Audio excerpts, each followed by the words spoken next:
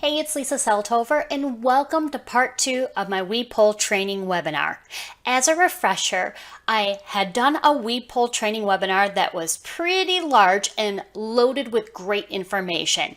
I've gone ahead and taken that much larger webinar and put it into smaller 3-part sections. As I said, this is part 2. If you haven't had an opportunity to watch part 1 yet, I definitely suggest you start with that video. All right, grab your pen, paper, turn off all of those distractions, and we're going to go ahead and continue the webinar in part 2. I'll see you on the other side of the video. All right, so let's talk about the exit and the exit with success. So here is what leads to a successful completion of the WEAVE poles. Picture number 1, first and foremost, you want a dog who is looking down toward the horizon. So they're not looking at just the WEAVE pole that's right in front of them. They're looking down the line toward the end of that 12th pole.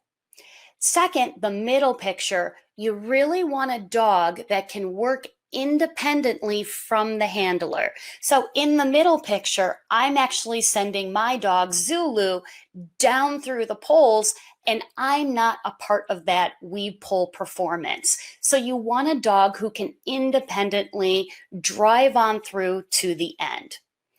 The last picture talks about rewards, right? So while a reward is important, a reward down at the end of the WEAVE poles, the placement of that reward is equally as important.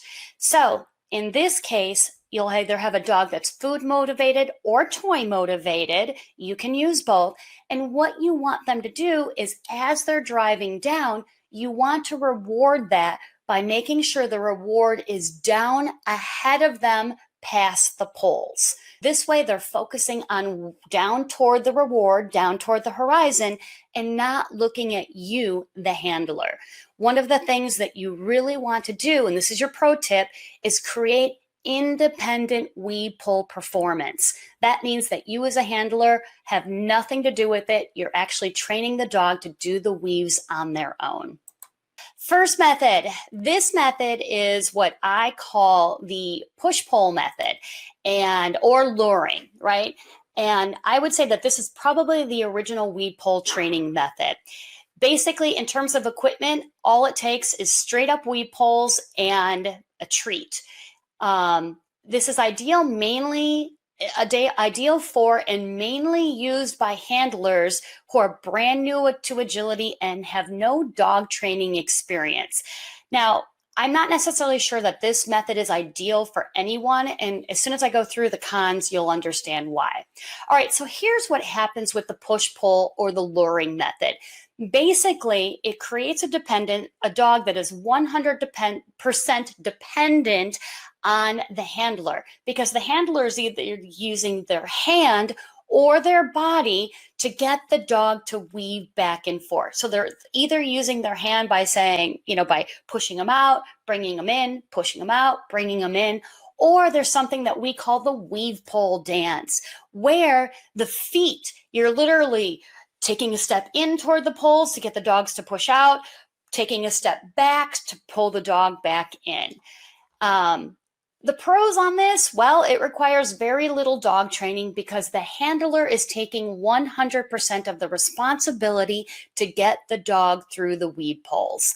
The cons on this, well, this method truly doesn't hold up or maintain as time goes on. So as dogs get faster, as the courses get tougher, this WEAVE pole method really breaks down rather fast, because what happens is it's dependent on the handler being at exactly the right place at exactly the right time.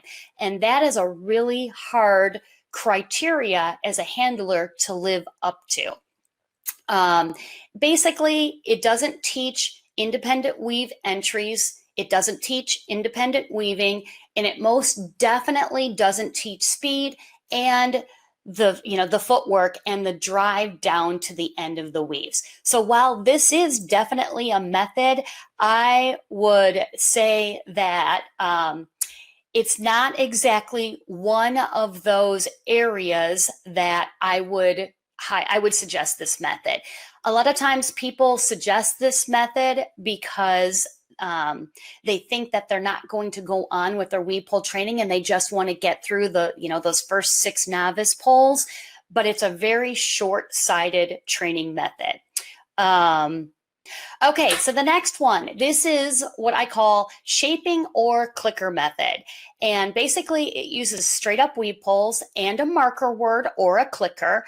And it's ideal for those who like to free shape behaviors and are experienced in clicker training, right? So this literally free shapes the dog to weave back and forth through the poles. The pros, well, the dogs definitely learn to negotiate the obstacle independently. The cons, however, is as a handler, you have to have a really good understanding of shaping behaviors, developing behaviors, and getting them to move forward. Also, your timing has to be really good, and the placement of your reward must be spot on. Also, I don't think that this method teaches footwork necessarily, so that's something to, to also consider. It's not a very popular method, although those that love shaping, they do love the challenge of this. This is called the Weave-O-Matic or Vset method.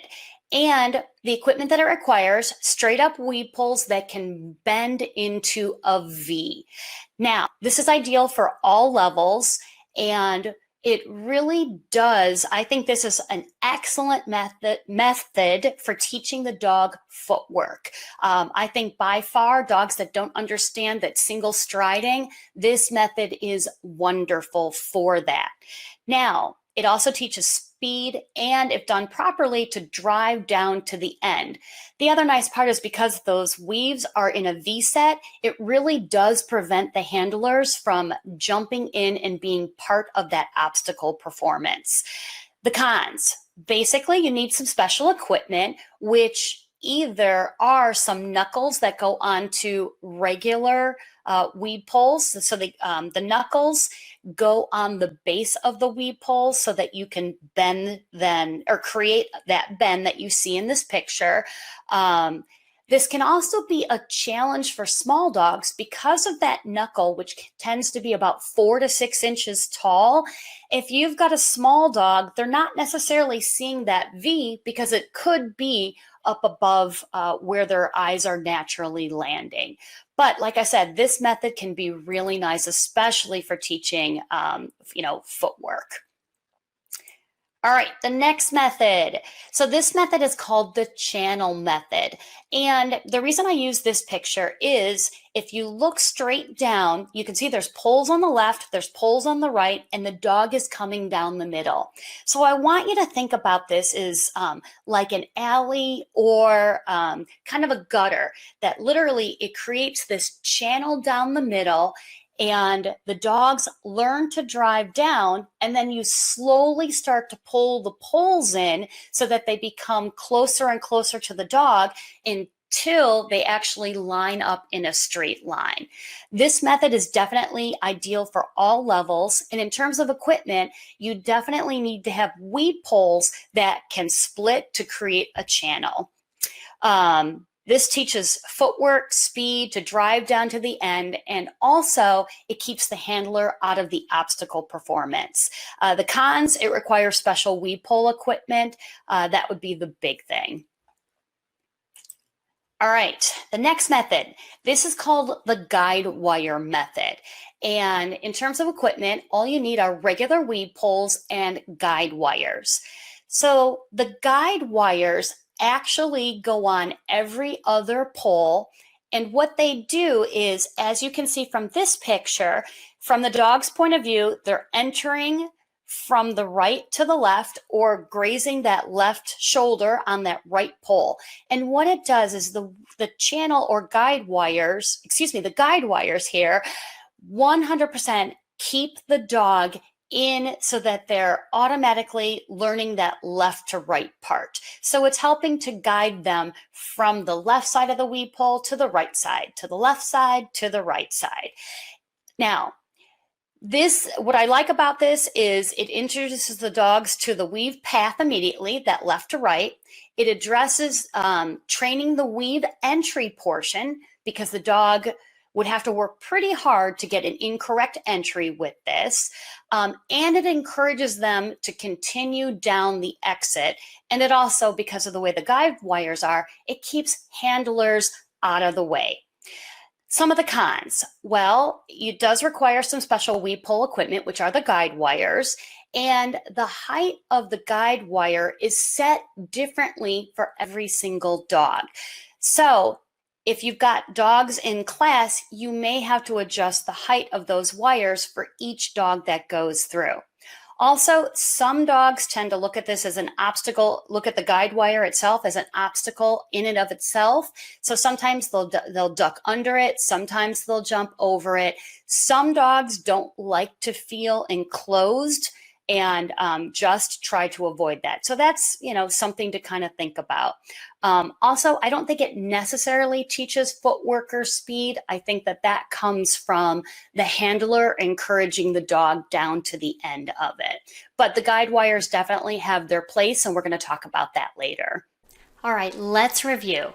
In part 2, I shared the third key area to focus on if you want your dog to have independent and driven weave poles that they love to do. Next, I went into detail on 5 of the main weave pole training methods. You're not going to want to miss part 3, where I'm going to share 4 additional weave pole training methods and address the training and troubleshooting when it comes to the weave pole obstacle.